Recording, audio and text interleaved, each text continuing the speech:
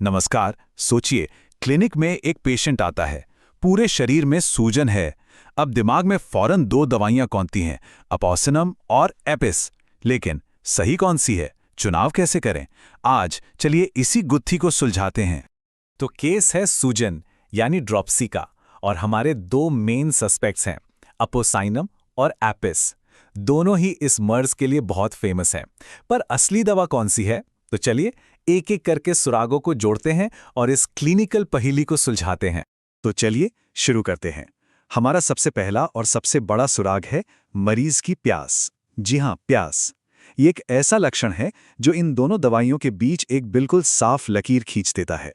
अब यहीं पर एक बहुत बड़ा पैराडॉक्स है, एक बड़ा विरोधाभास।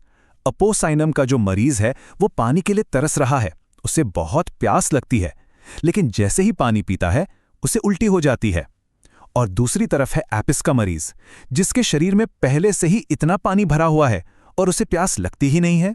मतलब सोचिए कितना बड़ा और मौलिक अंतर है ये। यही हमें सही दिशा दिखाएगा। अच्छा, प्यास की बात तो हो गई। अब हमारा अगला सुराग छिपा है शरीर के आउटपुट में। मतलब शरीर पानी को बाहर कैसे निकाल रहा है, या क्या निकाल भी पा रहा है। पेशाब और पसीना, ये हमें कहानी का अगला हिस्सा बताएंगे। यहां भी दो बिल्कुल अलग अलग तस्वीरें सामने आती हैं। अपोसाइनम में ऐसा लगता है जैसे शरीर का पूरा सिस्टम लॉक हो गया है, एकदम बंद। ना पेशाब आ रहा है, ना पसीना, सब कुछ बस अंदर ही जमा होता जा रहा है। और ठीक इसके उलट एपिस में सिस्टम जल रहा है। पेशाब बार बार आ रहा है, वो भी जलन के साथ। शरीर में एक चिड़चिड़ाहट है। तो एक तरफ है ब्लॉकेज और दूसरी तरफ है इरिटेशन। ठीक है, शरीर की बात हो गई, अब जरा मन की दुनिया में चलते हैं। पेशेंट का मूड कैसा है, उसका मिजाज कैसा है, ये हमें एक और बहुत गहरा सुराग देता है जो अक्सर फैसला करने में मदद करता है। मेंटल लेवल पर भी ये दोनों दवाइयां एक दूसरे से बिल्कुल उल्टी हैं।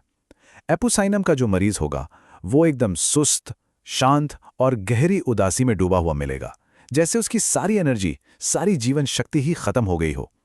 और वहीं दूसरी तरफ एपिस का मरीज वो बेचैन है, चिड़चिड़ा है और इतना सेंसिटिव कि बात बात पर उसे रोना आ जाता है। तो एक है एकदम पैसिव और दूसरा है हाइपर रिएक्टिव। चलिए अब बात करते हैं कि मरीज को महसूस कैसा हो रहा है।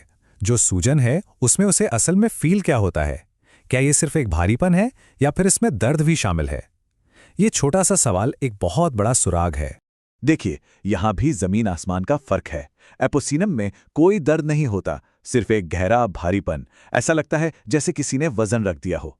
लेकिन अपिस में, उसमें असली दर्द है, चुभने वाला, जलन वाला दर्द।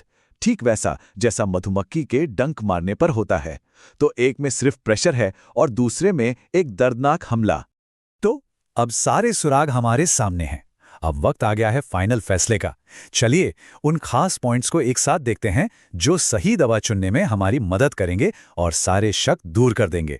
तो इसे याद रखने का सबसे आसान तरीका ये है। अगर प्यास बहुत है लेकिन पानी पीते ही उल्टी हो रही है और साथ में पेशाब भी बंद है, तो दवा है एपोसिनम। और अगर प्यास बिल्कुल भी नहीं है लेकिन सूजन, जलन और चुभन बहुत ज्यादा है, तो दवा होगी एपिस। बस ये हैं दोनों के की पॉइंट्स। और इसी बात को डॉक्टर विक्रांत मिश्रा एक गोल्डन रूल की तरह बताते हैं। इसे हमेशा के लिए याद रख लीजिए। अगर ड्रॉप्सी है, प्यास है, फिर भी पानी उल्टी हो रहा है और यूरिन नहीं आ रहा, तो दवा एपोसाइनम ही होगी।